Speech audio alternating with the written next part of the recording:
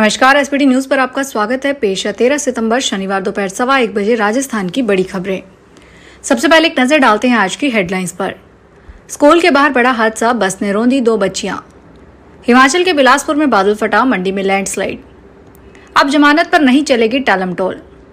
राजस्थान में बिना रजिस्ट्रेशन पालतू पशुओं की बिक्री, ब्रीडिंग पर रोक, सख्ती शुरू। जैसलमेर में पहली बार जारी हुआ 108 रुपए का सिक्का। और अब खबरें विस्तार से सुनिए। राजस्थान के करौली जिले के नादौती क्षेत्र में गुड़ाचंदरजी कस्बे में एक दर्दनाक हादसा सामने आया है। एक निजी स्कूल के मुख्य द्वार पर स्कूल बस ने 2 बच्चियों को कुचल दिया, जिसमें एक बालिका की मौके पर मौत हो गई, जबकि दूसरी बालिका गंभीर रूप से घायल हो गई।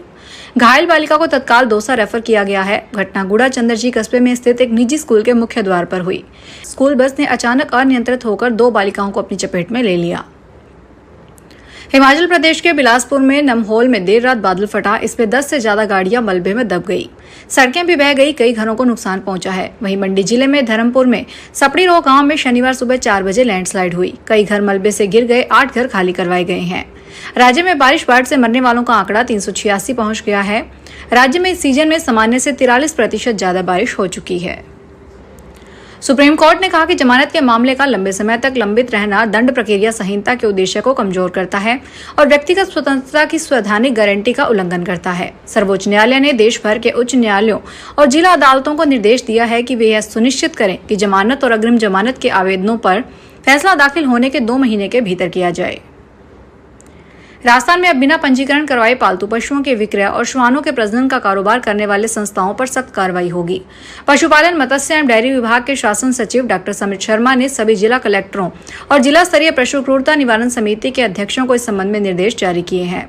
निर्देशों के अनुसार राज्य में पूर्व में संचालित अथवा नए खुलने वाले पेट शॉप का रूल्स 2018 तथा डॉग ब्रीडर इंस्टैब्लिशमेंट का डॉग ब्रीडिंग व मार्केटिंग रूल्स 2017 के अंतर्गत राज्य जीव जंतु कल्याण बोर्ड में रजिस्ट्रेशन जरूरी होगा। इसके बाद इस संबंधित स्थानीय निकाय विभाग की ओर से ऐसी संस्थाओं को लाइसेंस दिए जाएंगे।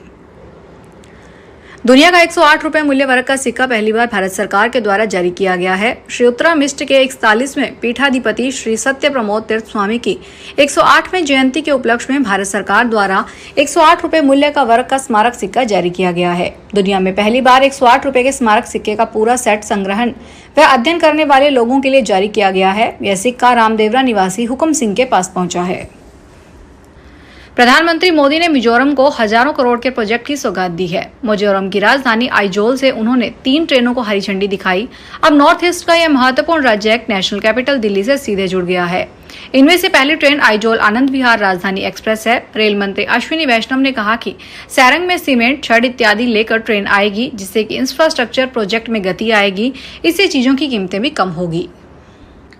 राजस्थान के नागौर से सांसद और राष्ट्रीय लोकतांत्रिक पार्टी के नेता हनुमान बेनीवाल ने जयपुर में सरकारी आवास खाली करने के नोटिस को राजस्थान हाई कोर्ट में चुनौती दी है। उनका दावा है कि संपदा विभाग की यह कार्रवाई नियमों का पालन किए बिना ही की गई है। उनके साथ अन्यायपूर्ण व्यवहार किया जा रहा है। इस मामले पर हाई कोर्ट में अगले सप्ताह सुनवाई होने की संभावना है। हनुमान बेनीवाल पर जयपुर के ज्योतिनगर स्थित विधायक फ्लैट और जालूपुरा में विधायक बंगले पर अनाधिकृत कब्जा बनाए रखने का आरोप है, जो राजस्थान लोक परिसर अधिनियम 1964 के उल्लंघन के रूप में देखा जा रहा है। राज्य के सभी राजकीय और निजी औद्योगिक प्रशिक्षण संस्थानों में सत्र 2025-26 की प्रवेश प्रक्रिया 14 सितंबर से प्रारंभ हो गई है। इच्छुक अभ्यर्थी 25 सितंबर तक राजस्थान सरकार की एकीकृत पोर्टल या नजदीकी ई-मित्र कियोस्क के माध्यम से ऑनलाइन आवेदन कर सकेंगे। बता दें कि आवेदन प्रक्रिया पूरी होने के बाद उम्मीदवारों को अपने ऑनलाइन आवेदन पत्र और आवश्यक मूल दस्तावेज 26 सितंबर शाम 5 बजे तक संबंधित स्थान के कार्यालय में जमा करवाने होंगे। झालावाड़ जिले के कोलाना एयरपोर्ट पर जल्द ही प्रशिक्षु स्टूडेंट्स विमान उड़ाते हुए नजर आएंगे। सरकार ने मुंबई की मेल स्टार कंपनी के MOU कर लिया है। ऐसे में कंपनी द्वारा झालावाड़ में फ्लाइंग ट्रेनिंग ऑर्गेनाइजेशन शुरू करने की तैयारी की जा रही है। PWD के SE मुकेश मीना ने बताया कि इसके लिए मुंबई की मेल स्टार कंपनी के प्रतिनिधि जल्द ही झालावाड़ आएंगे।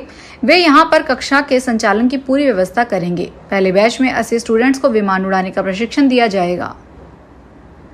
धौलपुर जिले के बरौली में एक संविदा शिक्षक द्वारा स्कूली छात्रा से अश्लील हरकत किए जाने का मामला सामने आने के बाद शिक्षा मंत्री मदन दिलावर ने आरोपी शिक्षक को तत्काल नौकरी से हटाने और पुलिस द्वारा गिरफ्तारी सुनिश्चित करने के निर्देश दिए हैं।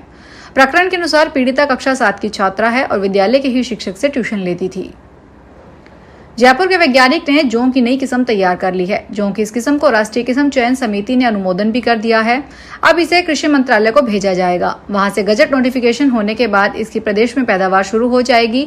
ऐसा होने पर बियर, चॉकलेट, बेबी फूड के साथ हेल्थ ड्रिंक्स में काम आने वाले जोंक के लिए हमारी विदेशों पर निर्भरता कम हो जाएगी। प्रधानमंत्री नरेंद्र मोदी ने आज शनिवार को सुशीला कार्की को नेपाल के अंतरिम प्रधानमंत्री के रूप में पदभार संभालने पर बधाई दी है। सोशल मीडिया पर पीएम मोदी ने कहा कि नेपाल की अंतरिम सरकार के प्रधानमंत्री का पदभार ग्रहण करने पर माननीय सुशीला कार्की जी को बधाई। नेपाल की अंतरिम सरकार के प्रधानमंत्री के रूप में पद ग्रहण करने पर माननीय सुशीला कार्की जी को हार्दिक शुभकामनाएं।